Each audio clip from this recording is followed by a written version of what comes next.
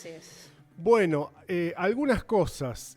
Se elimina la obligatoriedad de tratar de llegar al 6% del Producto Bruto Interno. Ajá. Se eliminan cuestiones vinculadas a la inversión en ciencia y tecnología. Ya entendí. El Fondo Nacional para Escuelas Técnicas, la inversión progresiva en FONDEF y una serie de cuestiones realmente que uno entiende que son bastante graves. En este contexto de presupuesto y de ajuste, también durante el verano se va a discutir, ya hemos hablado un poquito aquí, lo que tiene que ver con la reforma laboral. Ajá. Y hay un estudio muy interesante, un análisis de la reforma laboral que hizo el Centro de Economía Política Argentina, el CEPA, que nosotros solemos citar aquí, denominado La precarización avanza, análisis de la reforma laboral, mensaje 35 del 2025. Vamos a hablar en este momento con Juan Manuel Gispert, que es politólogo especializado en economía política e integrante justamente del CEPA. Juan Manuel, ¿cómo te va? Gonzalo y Carolina te saludan desde Ushuaia. Hola, buen día. ¿Cómo están? ¿Me escuchan ¿Todo bien? bien? Muy bien. Perfectamente. Pregunto si me escuchan bien porque estamos lejos. No, sí, Sí. pero viste que la internet es una cosa maravillosa gracias a la Es modernidad. impresionante. Por suerte tenemos internet y Todavía. cloacas. Internet y cloacas es muy importante. Queda eso. Sí, todavía. En algunos lugares, lamentablemente en algunos otros no. Juan Manuel, bueno, ¿por qué lo titularon de esta manera? La precarización avanza. ¿Cuáles son los puntos más importantes que ustedes ven en este proyecto de reforma que el gobierno tilda de modernización? Bueno, primero que creo que lo más importante es desarmar el nombre del proyecto de ley, porque de modernización no tiene nada el proyecto. Primero que son proyectos que ya se han sido presentados durante el macrismo, durante el menemismo, incluso se aplicaron gran parte de esta reforma en esos procesos, en esos periodos. Y después cuando vos lees modernización, te imaginas que va a hablar de las nuevas formalidades del laburo, del home office, de las plataformas. Y la verdad que es casi insignificante cómo atiende a esa realidad nueva de la Sí. tecnología. Lo que hace es cambiar, digamos, cambiar los regímenes actuales de legislación laboral, pero tratando de beneficiar a las empresas. Digo, para decirlo así bien sencillo, ¿y en qué sentido beneficiar a las empresas? Porque, bueno, no está mal en sí mismo beneficiar a una empresa. El tema es que los beneficia, les da mayor margen de maniobra a las empresas, tanto para pagar eh, menos gastos previsionales, es decir, menos aportes y menos contribuciones patronales, principalmente vinculadas a las obras sociales, lo cual es una alarma, porque en un lugar baja de 6 al 5% la contribución patronal a la obra social, que para el objetivo de lograr que la empresa le resulte más barato contratar a un empleado, ese 1% realmente es insignificante para la empresa. Digo, te pones en los zapatos de un empresario que tiene 10 empleados, no va a contratar a más o menos empleados porque le bajó el 1% el gasto de obra social del trabajador. Pero para el sistema de salud, bajar el 1%, un sistema de salud que está bastante financiado en el volumen total de trabajadores, es un montón de plata. Eso por un lado. Sí. Y el otro tema central que está en el corazón es, que se me olvida la sigla, pero la creación del FAL, Ajá. del Fondo, Sí, no me acuerdo cuánto, laboral. sí. Ya el nombre igual, y que lo presente Ulrich en el Congreso ya es muy llamativo y se llama FAL. Que este fondo está pensado para, que no está claro todavía en el proyecto de ley, hay mucha discusión sobre cómo se va a fondear este fondo, pero un 3% de lo que se paga hoy a los trabajadores en materia de contribuciones patronales va a ir destinado a este fondo, que es una especie de fondo de cese laboral. Sí, el fondo de Esto quiere decir que cuando asistencia una es. empresa decida despedir a un trabajador, en vez de la empresa tener que indemnizar al trabajador, lo hace este fondo, Claro. lo cual le da muchísimo margen de maniobra a una empresa. Y para mí acá está gran parte del espíritu de la ley, en este fondo. Y después paso al siguiente capítulo, que es lo sindical. ¿Por qué? Porque mi ley está empujando a la Argentina a una reconversión de su matriz productiva.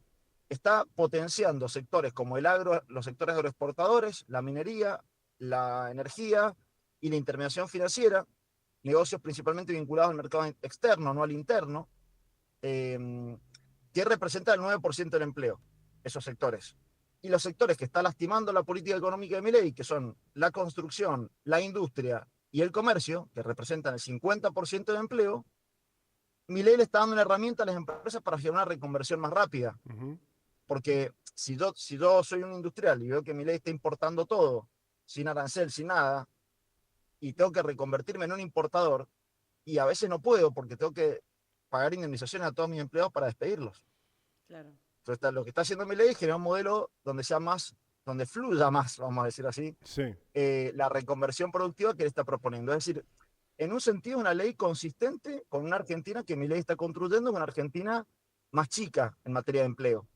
Entonces está generando la legislación laboral que permita achicar la cantidad de empleos que hay en Argentina, por lo menos en términos formales. O sea que, Uno no encuentra, perdón, termina la sí, reflexión, uno no encuentra grandes incentivos a la formalización laboral en este proyecto de ley, solo el blanqueo. O sea, que les permite a las empresas que tienen empleos negros blanquearlos sin pagar multas, ni intereses, ni nada. Pero ya demostró el blanqueo de la ley base que fue un fracaso. Porque solamente, imagínate que en un universo de 6.200.000 trabajadores registrados, solamente se formalizaron 16.000 con la ley bases. claro, Mira. claro. O sea que, si, digamos, siguiendo tu análisis, lo que uno tendría que esperar para los próximos meses, tal vez el año 2026 en general, es un incremento de los despidos, porque ahora tal vez aquel que está especulando con si despide o no despide, entre otras cosas, porque no está pudiendo producir los tornillos que producía antes, ahora todo viene de China, le puede salir muy caro despedir a un trabajador, pero durante el 2026 ese FAL va a ser el que en todo caso financia a esa persona despedida. Totalmente. Lo que pasa es que no tiene un efecto tan potente en lo inmediato, sino más en el largo plazo, porque ninguna ley puede ser retroactiva. No, claro. Entonces esta ley solamente va a aplicar a los trabajadores que sean tomados después de la sanción de esta ley. ¿Sí? Bueno, No tiene vigencia para los actuales. Entonces el proceso va a ser más lento, pero sí. sí. Lo El que gobierno no avisó, interpreta eso. O sea, Sturzenegger dijo que también Sí, era... sí, pero bueno, pero no salía a desmentirlo, pero Sturzenegger vive en Estados Unidos, así, no tiene idea cómo Sí. funciona Argentina. Mm, Y muchas de estas reformas que se hacen, se nota en la letra del proyecto, el desconocimiento práctico de cómo funcionan las cosas. ¿Viste? Los Quieren tiempos, arreglar ¿no? el país con una letra de ley. claro. Ahora, Juan Manuel, después había algo que medio se ha convertido como en una bandera por parte de algunos sectores de la oposición en el Parlamento, que es que a estos despidos los van a financiar los jubilados. Bueno, ¿Cómo es la también hay una... ecuación para que se entienda fácilmente por qué sería que lo pasan a fondear los jubilados? Y porque eso es una discusión que para mí no está cerrada todavía, porque lo que uno puede, o sea, no está claro el texto de la ley, ese 3% que va a ir a parar al fondo, si es que los empresarios van a pagar un 3% adicional de contribuciones, que no lo creo, porque si no va a ir en contra de lo que el gobierno dice que quiere lograr, que es abaratar los costos laborales en Argentina. Sí. Entonces uno, después de otra parte, que hay una reducción de cargas patronales sobre jubilaciones y PAMI, entonces dice, claro, van a sacar ese 3% que va al fondo, se lo sacan al PAMI y al ANSES. Es decir, que no solamente desfinancian la salud por Claro. las obras sociales, sino por PAMI y por lugar de los jubilados. ¿Cuál sería el punto que te pueden decir los autores de este proyecto en defensa de esto? No nos preocupamos porque vamos a generar mayor porcentaje de gente registrada. Entonces dicen, bueno, si yo logro aumentar la masa de personas que hoy están trabajando en negro y pasan a trabajar en blanco, lo que yo pierdo por el porcentaje de aporte de cada trabajador lo gano en el volumen de gente aportando. Uh-huh. ¿Sí? Que sería espectacular que eso suceda, que bajen los costos laborales porque tenemos más gente aportando. Creo que eso sería lo deseable en cualquier modelo económico o gobierno que esté gobernando la Argentina. Lo que pasa es que, vuelvo al principio, primero, la política económica de Milei destruye los sectores que generan empleo. Por lo tanto, no encuentro, digo, aunque me sea más barato que antes contratar un trabajador, esto, digamos, ponerte los zapatos de cualquier empresario, y no estoy vendiendo, no contrato a nadie. Claro, claro. Lo importante en materia de empleo es la actividad económica. Claro. Y fíjate vos, las empresas que tienen la gente en negro habitualmente son las empresas chicas y las empresas que tienen la gente en blanco son las empresas grandes, porque hay un problema de facturación. Por lo tanto, para que haya más blanqueo laboral, lo que hay que lograr es que haya más facturación en los negocios. Bueno, era lo que decía Es el otro día lo Sí. decía con el programa con Tenenbaum a Barral Grijera, se lo decía Julián de Diego, ¿no? El abogado de Rappi, que Sí. decía que no es la ley la que va a generar los puestos de laburo, es la actividad económica. Pero es que es una... A ver, quien discuta eso, quien me diga que la ley va a lograr aumento del empleo, es como se dice ahora, un cabeza de termo. Porque ya es científico, está científicamente demostrado con datos empíricos de la historia argentina, que la única variable que determina el crecimiento del empleo y del desempleo es la actividad económica.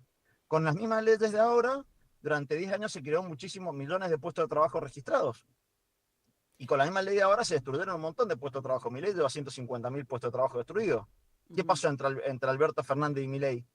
La misma ley. Y con Alberto crecía el empleo y con Milei desciende el empleo. Y esos son datos de la realidad. Yo sé que estamos en un mundo donde se discute si la Tierra es redonda o plana. Entonces, viste, a veces, el otro día me preguntaban por qué muestro tantos gráficos. Digo, Dan, no sé qué mostrar para desarmar la construcción de relatos tan falsos. Ahora, mencionando un poco el tema de Rappi y de las aplicaciones, hablamos de esto de, bueno, dejar liberado a gente que no va a tener indemnizaciones y, bueno, va a estar suelta en la calle, una vez más hablando del consumo. Sí. ¿Cómo repercute esto de que todo el mundo se va a volcar a aplicaciones? ¿Qué es lo que está pasando, no? O sea, es más, hoy queriendo hacer un mango extra, las aplicaciones son como un medio un salvavidas, que a veces es un salvavidas de plomo, pero bueno, todavía no lo pueden ver. ¿Cómo evalúas ese futuro de aplicaciones y servicios constantes en un lugar a donde todavía justamente no circula la plata? Porque ¿quién va a pedir una hamburguesa? Bueno, ahí hay varios puntos. Por un lado, dentro del proyecto de ley, la ley lo que termina haciendo es, de alguna manera, blanqueando lo que sucede en las plataformas, es decir, quitándole los riesgos que hoy tienen las aplicaciones en materia de juicios laborales, porque de alguna manera regulariza que esas personas son independientes. O sea, porque todavía estaba en discusión, incluso hay fallos judiciales que el juez interpreta, ¿no?, que hay una relación cuasi dependencia o cierta responsabilidad de parte de la empresa, de la plataforma esta de delivery, en pagar un accidente de trabajo, etcétera, etcétera. Bueno, hoy esta ley lo que trata es darle luz verde a estas plataformas que puedan seguir trabajando sin riesgos de que tengan que hacerse cargo de indemnizaciones, ARTs o cobertura médica.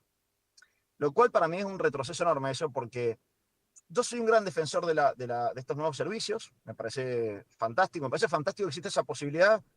Digo, si yo hubiera sido estudiante en este momento me hubiera venido bárbaro tener eso. Yo tuve que trabajar en un de mozo cuando era estudiante, Sí, y era terrible, porque tenía que trabajar de lunes a sábado 8 horas por día de noche. claro. Me costó muchísimo. Si hubiera tenido la aplicación esta, hubiera sido en mi bicicleta, hubiera puesto a repartir los días que podía y cuando tenía que estudiar dejaba de hacerlo. Por ejemplo, digo, Sí, es sí. fantástico ciertos aspectos que tienen estos nuevos servicios, estas nuevas plataformas para generar trabajo. Lo que no es fantástico es el riesgo que uno asume para generar rentabilidad para otros sin que ese otro se haga responsable. Y era el momento para regularlo. Yo no digo que ahí sí había una verdadera oportunidad de modernización. En estos casos, en estos nuevos modalidades de trabajo, que era la posibilidad de dar un marco legal para que existan estos servicios que son buenos, que son virtuosos, que generan salvavidas en momentos de desempleo, que no tiene nada de malo, pero dándole un marco regulatorio prudente. Un Exacto. tipo hoy tiene un accidente repartiendo en Rappi en la moto y no lo paga, lo tiene que pagar el Estado, Sí, lo no. cual es terrible, Le roba la porque lo bici. pagamos todo. Sí, tal cual. Pasan un Bueno, montón de cosas. por eso por un lado. Después, por otro lado, es una sábana corta lo que está sucediendo, porque está creciendo el desempleo, obviamente uno ve el crecimiento, el otro día salieron los números, no me acuerdo el número exacto, pero el crecimiento es exponencial de la cantidad de los riders, creo que le llaman, estas plataformas a los que hacen delivery. Sí. Pasó, no sé, en un año de 16.000 a 32.000, o sea, se duplicó en un año la cantidad de gente que está trabajando en estos servicios. Por lo tanto, las perspectivas de que los ingresos que reciben estas personas por esos trabajos crezcan no es posible, van a decrecer, porque no va a haber volumen de demanda. Primero, está cayendo la actividad económica, por lo tanto la demanda va a caer y está aumentando la oferta de gente que trabaja de esto. Claro. Entonces, las posibilidades de tener muchos delivery por día son pocas, que es la forma en que ganan plata. Entonces vamos hacia un proceso de precarización de los ingresos de los trabajadores en relación de dependencia y precarización de los ingresos de los trabajadores de las plataformas. Lo mismo pasa con el Uber, están todos en el mismo fenómeno.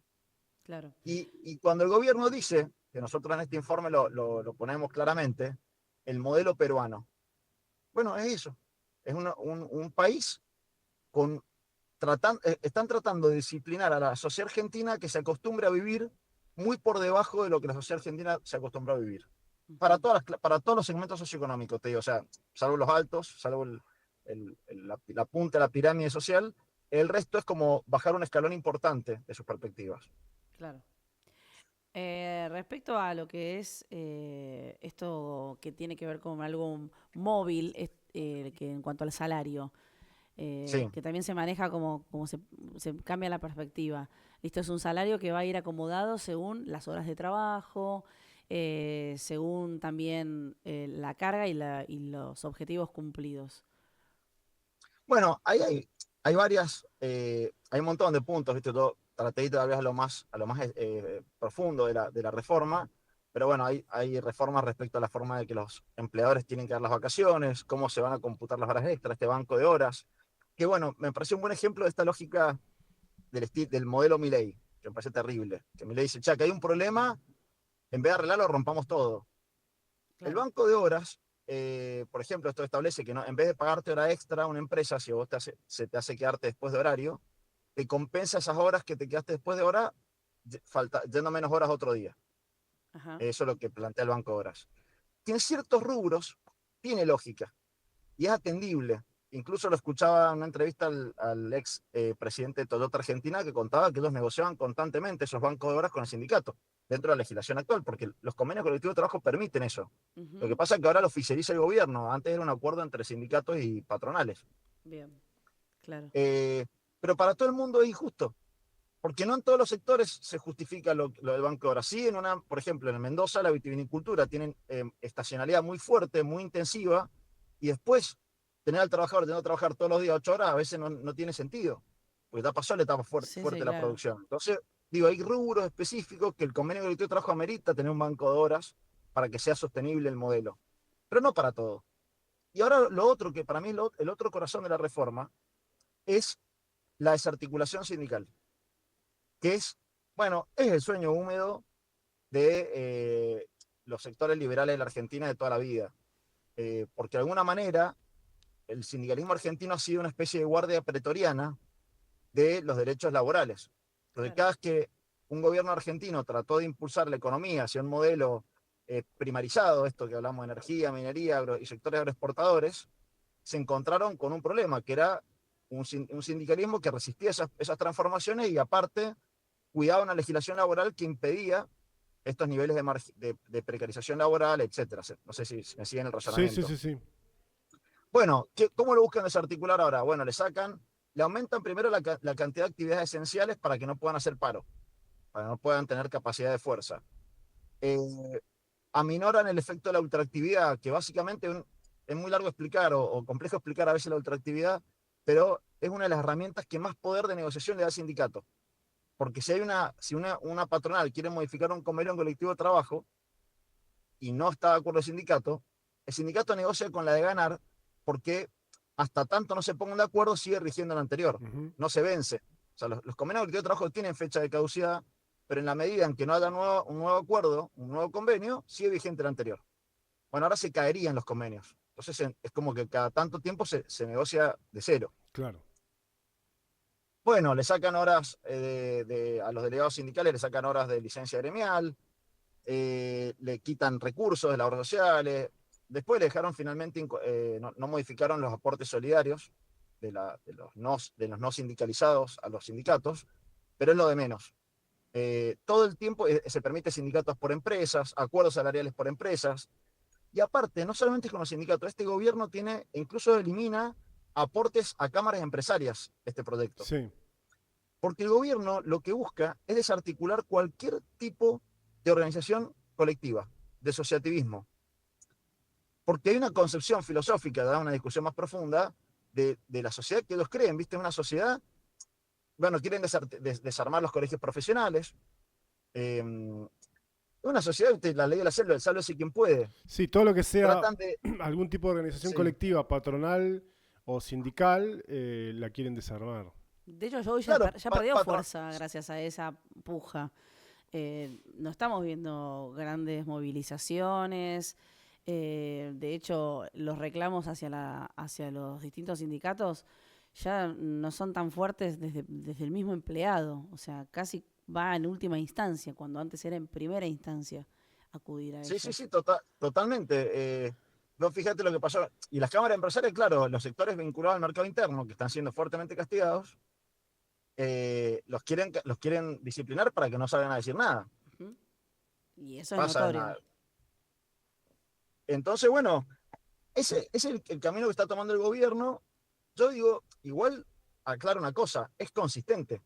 Es decir, vos mirás la campaña de Milei, lo que Milei quiere en la Argentina, la política económica que llevan adelante, y los tipos tienen un plan. O sea, tiene coherencia lo que están haciendo en materia laboral, porque en realidad no existen leyes laborales buenas ni leyes laborales malas. Existen leyes laborales que son buenas para un modelo productivo y malas para otro modelo productivo. Mm. La legislación laboral argentina fue pensada para una Argentina industrializada, y Claro. Milei no quiere una Argentina industrializada. Ujú. El tema es que queremos los argentinos. Yo soy de la idea que a Milei los argentinos lo votan porque promete digamos, primero una lucha contra la corrupción y aparte una estabilización económica que de alguna manera la logra, digamos, más allá de discusiones que hay sobre cómo la logra y etcétera, etcétera, cambió la situación del tipo de cambio, de la inflación. No lo votaron para desindustrializar Argentina. No. Pero el tipo se agarra de la razón por la que la gente vota para transformar cosas por las que no lo votaron. Fíjate vos, y no sé si hay tiempo, pero Sí.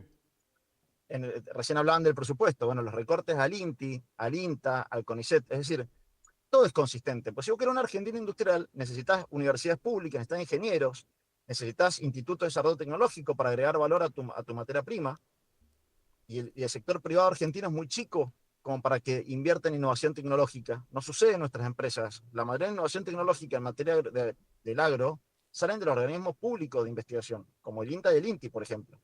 Ujú. Pero si vos no querés una Argentina industrial, ¿para qué vas a estar gastando recursos públicos en todas esas instituciones? Claro. O sea, tiene consistencia. Por eso digo, lo que Milei quiere, no creo que sea lo que quieren los argentinos, porque Milei nos va a llevar a la mayoría de los argentinos a vivir a un nivel de mayor pobreza al que vivíamos. A veces dice, bueno, pero no sos pobre. No hace falta ser pobre. Vas a ser más pobre que antes.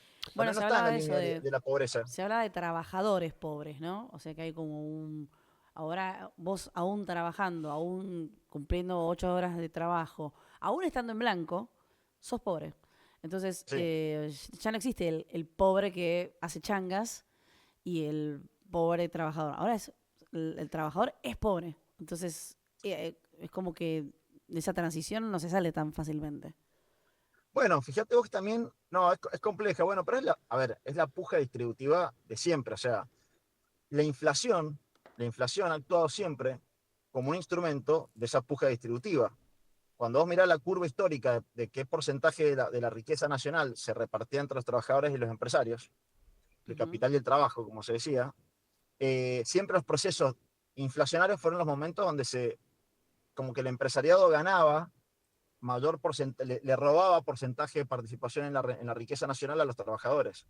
Ujú. Y lo que hace Milei es, luego de un proceso de mucha transferencia de ingresos vía inflación, que es lo que pasó en los últimos periodos de Alberto Fernández, y la primer semestre de Milei, que hace la mega devaluación, eso es una transferencia de ingresos muy fuerte, hacia algunos sectores en particular, sobre todo los agroexportadores, congela la realidad. O sea, es como él dice, bueno, listo, frizamos esto, no aumentamos la jubilación, la mínima, no aumentamos las paritarias, las tienen pisadas, y ese fenómeno de trabajadores pobres aparte genera en cierta medida un caldo de cultivo para que haya un consenso social de la reforma laboral.